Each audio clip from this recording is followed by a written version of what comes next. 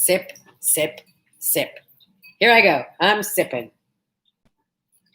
Welcome to Morning Coffee with Sandye. And here we are back in the kitchen. At least when I get that light out of your eyes. Ooh, and out of my eyes too.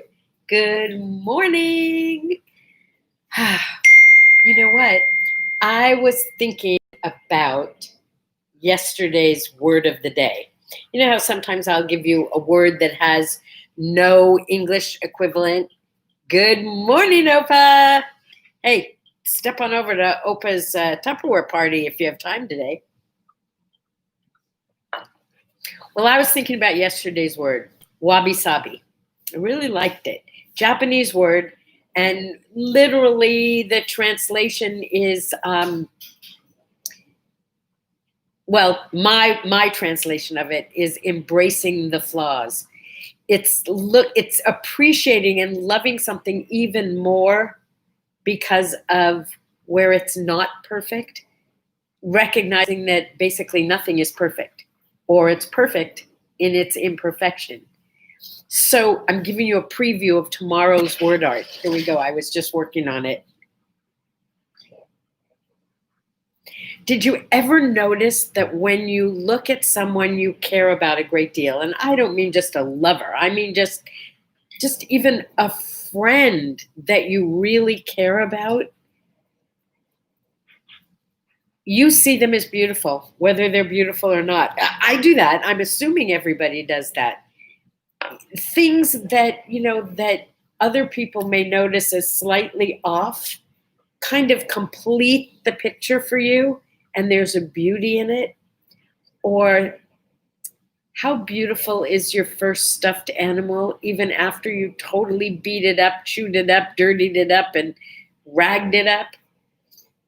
How beautiful is my mother at 97 years old, filled with wrinkles, missing a few teeth, hair not perfect. She's so beautiful. You get my drift? What a gift it would be if we could look in the mirror every morning and look at this. Notice the imperfections, but see them as a thing of beauty. Wabi-sabi. I would wish everyone wabi-sabi today. Yeah. I'll sip to that. So, it's National Better Breakfast Day. And do you think it's a coincidence that it's also National Pancake Day? I don't know. I read what day it is and I share it with you. My mother always said that breakfast was the most important meal of the day. I bought it. To this day, it's not just the most important meal, but it's literally my favorite meal of the day. I can think of so many different breakfasts that would make me smile. But interestingly, if I go out for breakfast, I order the same thing almost every time, unless I'm in Vegas. And if I'm in Vegas, I order fried chicken and waffles. Can't miss the chicken and waffles. But on a normal breakfast, 2 eggs over easy, yellow runny, white hard.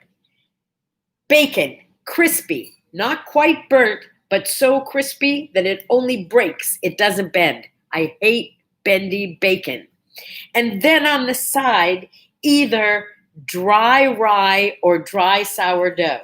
Let me decide how much butter, if any, I want to put on it. That's my plan. If they have fruit, I have to know exactly what kind of fruit they're going to bring me, because there are some fruits, I'm not going to lie, that I just don't want on my plate. Like grapes. I know. Everybody loves grapes but me. I don't want grapes. I don't want grapefruit. Maybe it's G words. I'll have to think about that. Anyway, I'm very particular about my bacon.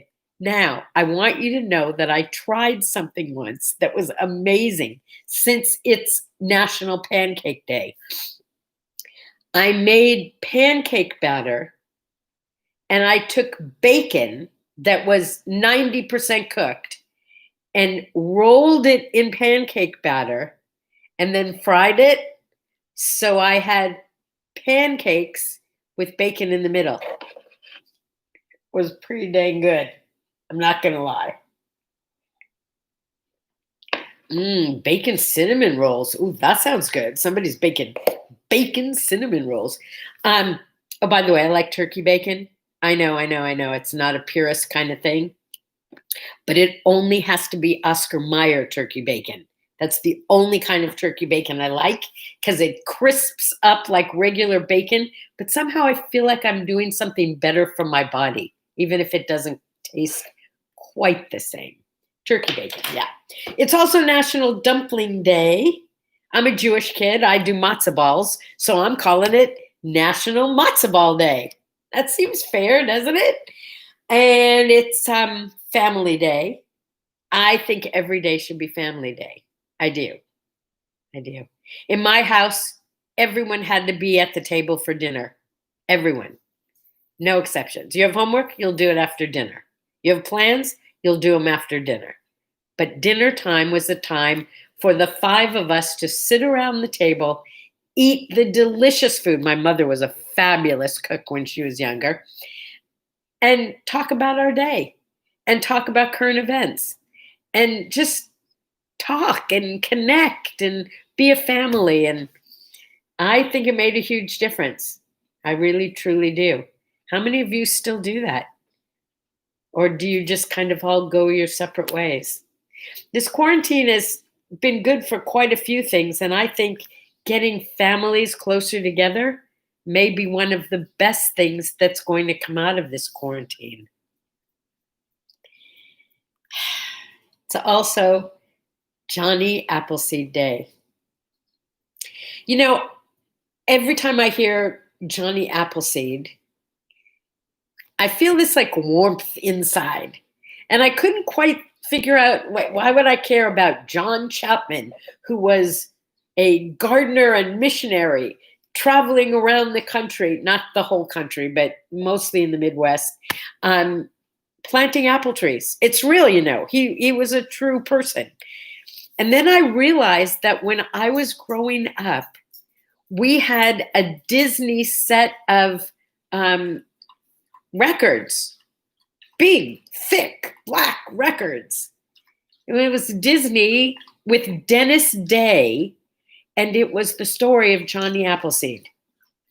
A musical version, a Disney musical version of Johnny Appleseed that we used to listen to on our little record player. You remember the ones that had handles? You could carry them around with you. We used to listen to it on our record player over and over and over. Okay, ready?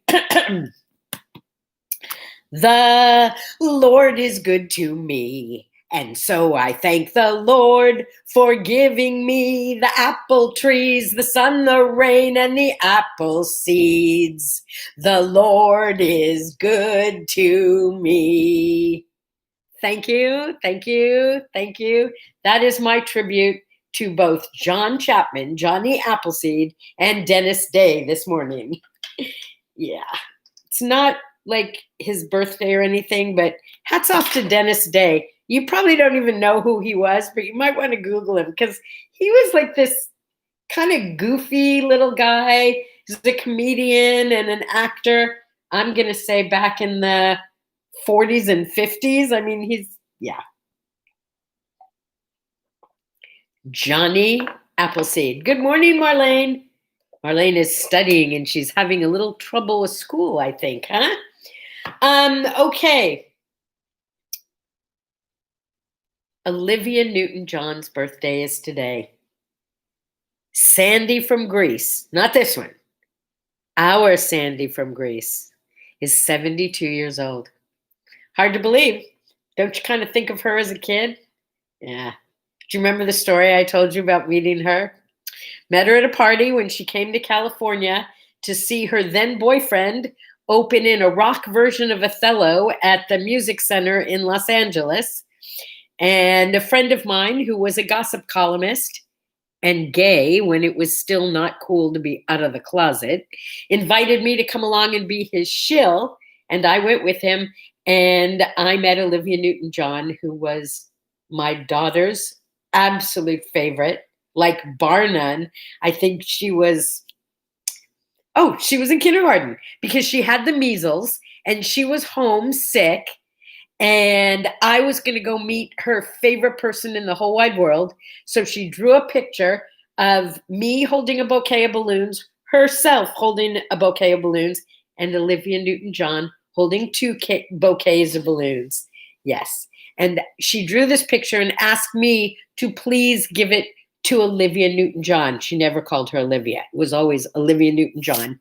When I saw her, I met her, was introduced, we chatted. I said, I have something for you. My little one is homesick with the measles, but she wanted you to have this. And I dug in my purse and I brought out the picture. She opened it up and almost started to cry. And at that moment said, may I give you something for her? I said, sure, go ahead. She not only wrote out a little message, which I think my daughter still has and carries around, but she handed me the bouquet of flowers that Andy Gibb had handed to her when she walked into the room and said, here, please give these to her and tell her to feel better. Is that like it was like so heartwarming. Yeah, she was amazing. And at 72, she's still pretty amazing. She's gone through a lot of sickness, I understand, but I don't really follow that stuff. So you probably know more about it than I do. Serena Williams is 39 years old today. Special hero of mine because I play tennis every day and she's like, the queen. I actually did see her play. I play at the Indian Wells Tennis Garden, which is where they have, the big opens. And I actually saw her play. It was very cool. Younger sister is doing really well. She made over $50 million playing tennis. How about that? Yeah. I don't make money. It costs me money, but I enjoy every second of it. Levi Strauss died today in 1902. Whoa, where would we be as a world without Levi Strauss? No kidding. You know who he is, right? He's the guy who first brought us blue jeans, work clothes. The dude is a god, am I right? Here's to Levi Strauss. Paul Newman died today, too, years ago. What a heartthrob. What a heartthrob. So let's talk about COVID. There's this whole thing about testing, and I've told you I've been coughing at night and having this cough that just doesn't seem to end. I don't have any of the other symptoms, so I was hesitant to go take a test until I remembered, or was reminded, I should say, that a lot of people are asymptomatic. Not all people have the same symptoms, and maybe I should be careful. So I agreed to go take a COVID test yesterday. Do you want to hear about it? I don't know. If you haven't had one, you're probably like me, kind of concerned that sticking that swab up your nose is going to be like crazy painful. It was nothing. It was nothing. And by the way, I had no trouble getting a test, which really surprised me, because if you follow me regularly, you know that about 6 months ago, I tried to get a test just because, and I had a horrible experience. This time I went online, I signed up, it was 5 minutes away. I got in my car, there was never any contact, just passing things back and forth through a window. You do the test yourself, and in two days to a week, I will get my test results. I'll let you know how I am. I think I'm fine, but I decided it was a good idea to get the test just in case. All right. Before we go this morning, I want to share 2 more poems with you from Shel Silverstein's Where the Sidewalk Ends. One of my children's favorites, there's so many in here, is called Dreadful. Someone ate the baby. It's rather sad to say, someone ate the baby, so she won't be out to play. We'll never hear her whiny cry or have to feel if she is dry. We'll never hear her asking, why? Someone ate the baby. Someone ate the baby. It's absolutely clear. Someone ate the baby because the baby isn't here. We'll give away her toys and clothes. We'll never have to wipe her nose. Dad says, well, that's the way it goes. Someone ate the baby. Someone ate the baby. What a frightful thing to eat. Someone ate the baby, though I'm sure she wasn't sweet. It was a heartless thing to do. The policemen haven't got a clue. I simply can't imagine who would go and eat the baby. And to complete this morning,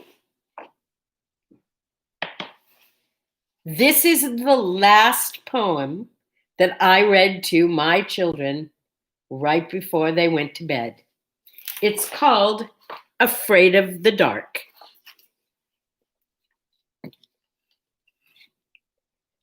I'm Reginald Clark. I'm afraid of the dark, so I always insist on the light on, and my teddy to hug, and my blanket to rub, and my thummy to suck or to bite on, and 3 bedtime stories, 2 trips to the toilet, 2 prayers, and 5 hugs from my mommy. I'm Reginald Clark. I'm afraid of the dark. So please don't close this book on. Good night. Hey kids, I'll see you tomorrow.